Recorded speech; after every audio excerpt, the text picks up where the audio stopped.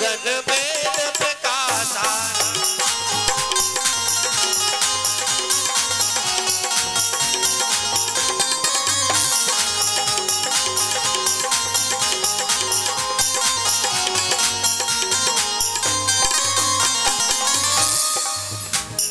कहते कि जाके सुमिरन ते निपुणासा, जिसका नाम लेने से भी शत्रु का नाश हो जाए, शत्रु दूर हो जाए, ऐसे सुमित्रानंदन का नाम मैं श्री शत्रुघ्न महाराज रखता। बोले शत्रुघ्न महाराज की जय हो। उसके बाद सबसे विशिष्ट नाम, सबसे बड़ी उपाधि दी है। अब जो नाम आ रहा वो सबसे बड़ी उपाधि है। क्या? लक्षण धाम सुराम प्रिय,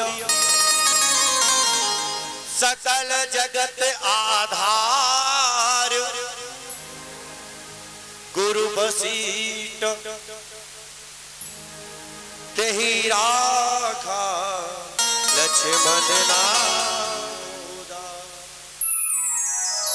सबसे बड़ी उपाधि लक्ष्मण को दे दी। लक्षण धाम, जितने भी संसार के लक्षण हैं, गुण हैं, सब भरत में भरे, लक्ष्मण इस बालक में भरे पड़े हुए हैं। लक्षण धाम सो राम प्रिय, जो राम जी के प्रिय है। लक्षण धाम सो राम प्रिय और सकल जगत आधार। गुरु वशिष्ठ जान के शेष के अवतार है, यानी कि इनके पूरे ऊपर पृथ्वी टिकी है। सकल जगत आधार गुरु वशिष्ठ तेहि राखा लक्ष्मण नाम उदार। मैं सुमित्रानंदन का नाम लक्ष्मण रखता हूँ। बोले श्री लक्ष्मण महाराज की जय हो। ऐसे चारों भैया का नामकरण होता है। गुरु ग्रह गए पढ़न रघुराई, अल्पकाल विद्या सब आई। अल्पकाल में ही पूरी विद्या की भगवान को। इस प्रकार से भगवान अपनी लीलाएं अवध में कर रहे हैं। महाराज परीक्षित बीच में प्रश्न कर देते हैं, कहते भगवान अभी तक आपने मुझको हर प्रकार की कथा सुनाई, सूर्यवंश, चंद्रवंश इत्यादि समस्त वंशों की कथा सुना दी है। कृपा करके मुझे अब भगवान चंद्रदेव वंश की जो यादव वंश है उसकी कथा सुनाने की कृपा करें, क्योंकि मैंने सुना है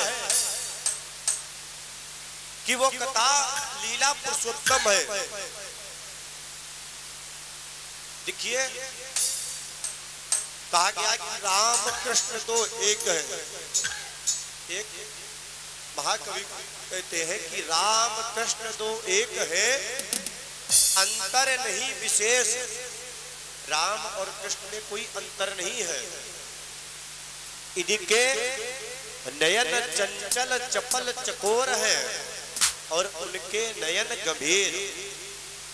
भगवान रामचंद्र के नेत्र जो है वो मर्यादा पुरुषोत्तम है और कृष्ण के जो नेत्र है वो लीला पुरुषोत्तम है, और इन दोनों में कोई ही अंतर नहीं है।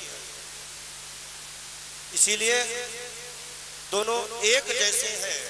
और हे परीक्षित महाराज, अगर तुम अब लीला पुरुषोत्तम की कथा सुनना चाहते हो तो सुनो। मैं आपको अब भगवान लीला पुरुषोत्तम की कथा सुनाऊंगा, परंतु उनकी कथा सुनने से पहले उनके गुण सुन लो, उसके बाद उनकी कथा सुनना। क्या कहते हैं, आइए। भगवान का स्वरूप कैसा है? आप बिहारी जी के मंदिर को कौन कौन वृंदावन गया यहाँ पे?